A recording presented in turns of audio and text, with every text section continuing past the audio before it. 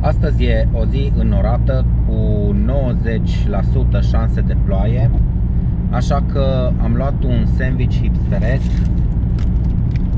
și o cafea aproape la fel de hipsterească. Merg să schimb mașina și mergem la Tarnița, într-un loc, într-un punct de belvedere care ar trebui teoretic, conform fotografiilor, să fie extraordinar.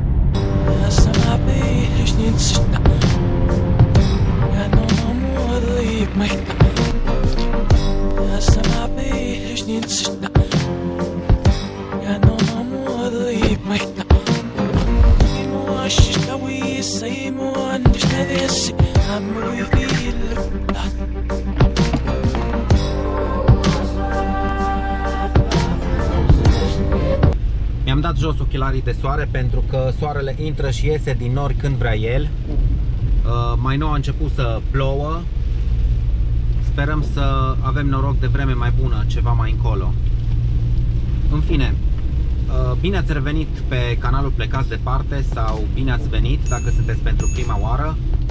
Astăzi încercăm să oficiem o excursie la un punct de belvedere unde n-am mai fost niciodată. Lacul Tarnița e un lac de acumulare situat la 30 de km de Cluj-Napoca și care are o lungime de 9 km. E un loc destul de popular de agrement pentru locuitorii din orașul Cluj și împrejurimi.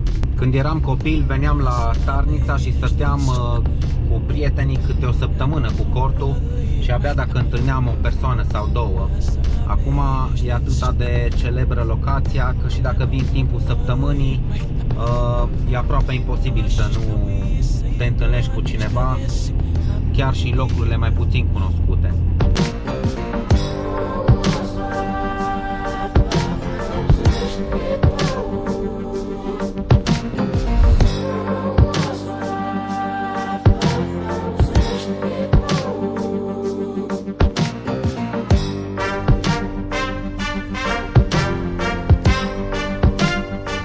E posibil să fi făcut o mică infracțiune trecând pe la bariera respectivă, dar pe partea dreaptă a lacului este un drum care deservește mai multe cabane, pontoane, un fel de plajă pe care vine lumea.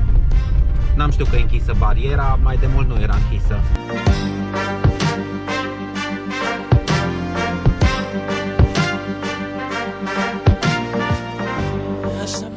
Traseul cu punct roșu merge în continuare pe malul drept al lacului.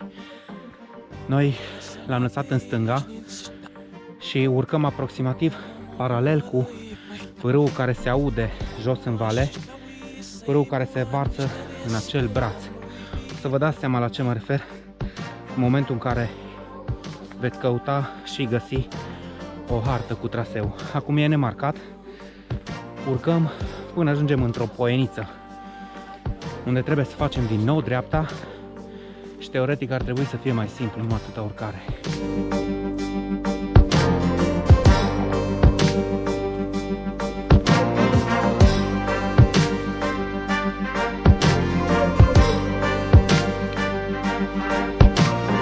În poienița asta, teoretic ar trebui să ne intersectăm cu un drum care vine din direcția aia, dintr-un sat numit Agârbiciu.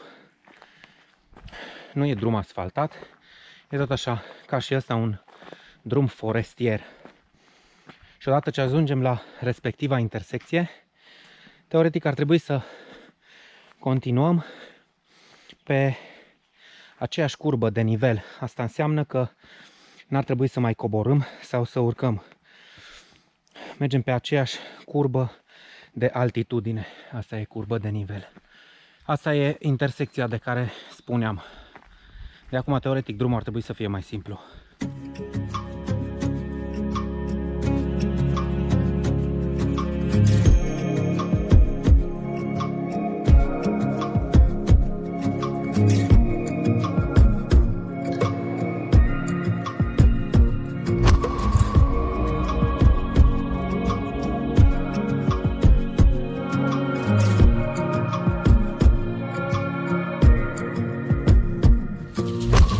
Drumul ăsta se bifurcă și se ramifică de mai multe ori Probabil să ocolească anumite bălți sau zone noroioase, sau pur și simplu sunt drumuri forestiere care străbat pădure în toate direcțiile.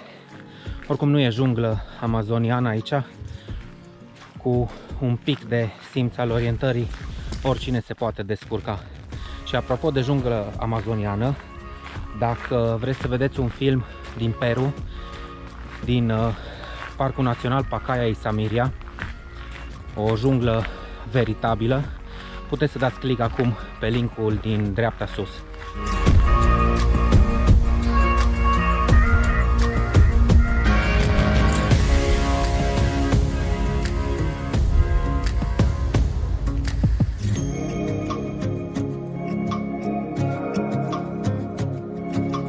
Un afiniș de altitudine joasă. Afinele astea sunt coapte deja și suntem abia în luna iunie, la final. Dacă eram în Padiș, afinele astea ar fi verzi, pentru că acolo e mult mai răcoare. E în etajul alpin, altitudine mai mare. A, uite, gălbiori.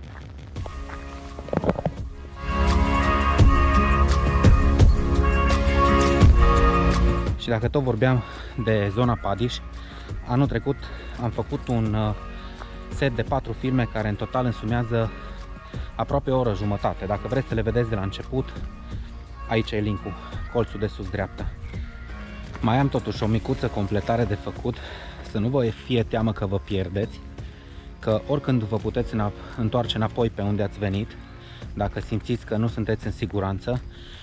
Iar pe traseul ăsta, din păcate, mai vezi din când în când câte o pungă, câte o etichetă de plastic, semn că au mai trecut și alții pe acolo. E o tâmpenie, știu, dar așa se pare că funcționează la noi cultura asta de protecție a naturii.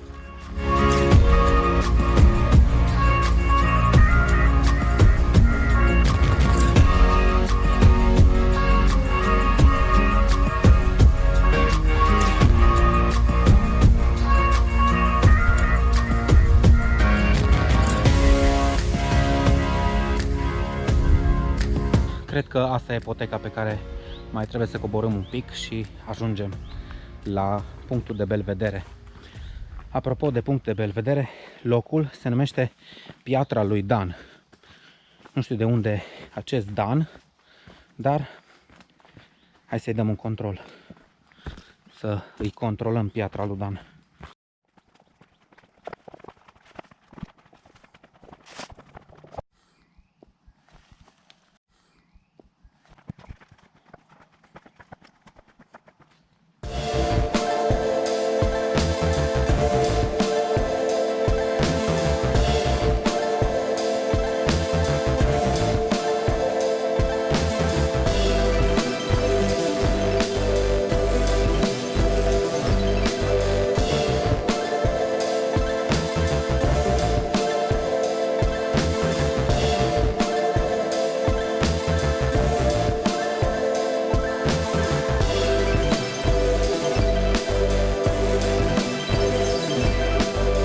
Wow!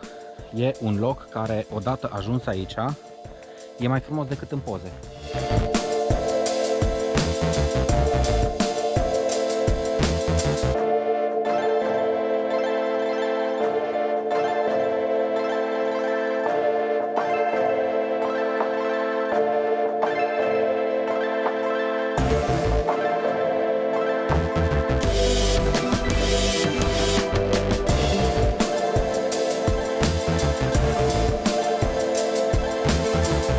Noi am venit pe partea dreaptă a acestui lac, acolo fiind barajul, pe jos, prin vale.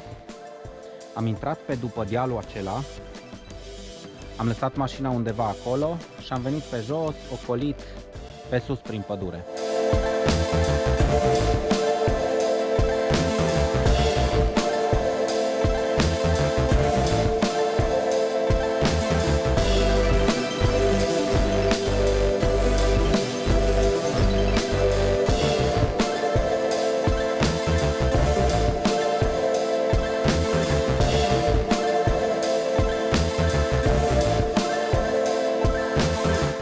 partea dreaptă a stâncilor este o cărare, se vede prin pădure. Cred că se poate coborî în 15 minute, am fi jos la debarcadere, la zona aceea de cabane de după baraj. Dar cred că o să mă întorc pe unde am venit, pentru că am văzut ciuperci și dacă am noroc și nu mă prinde ploaia, urme de mistreți. Sper să nu ne întâlnim cu unul.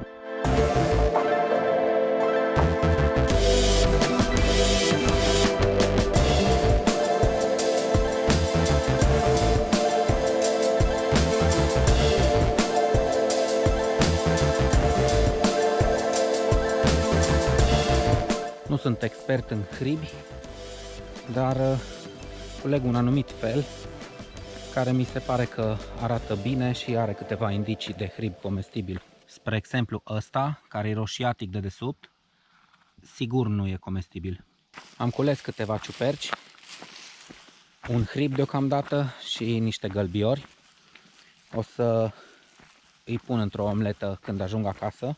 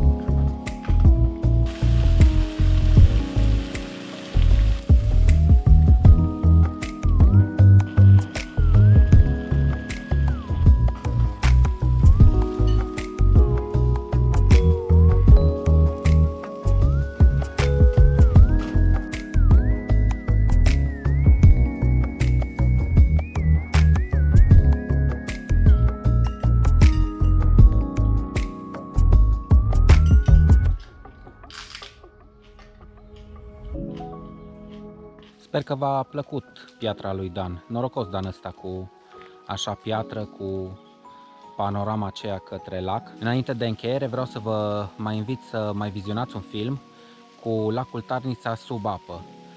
Îl găsiți în linkul care apare acum în dreapta sus. Sper că și vouă v-a plăcut piatra lui Dan la fel de mult ca și mie. Dacă ați fost acolo, scrieți într-un comentariu sub acest film dacă ați prins vreme mai bună decât acum, spre exemplu. Dați un like și nu uitați să vă înscrieți la acest canal apăsând butonul subscribe ca să vedeți în viitor alte filme din locuri interesante din România și din afara țării. Dacă se deschid rutele aeriene, mergem și în afara țării. Până atunci, toate cele bune, aveți grijă de voi și să ne auzim cu bine. Ciao!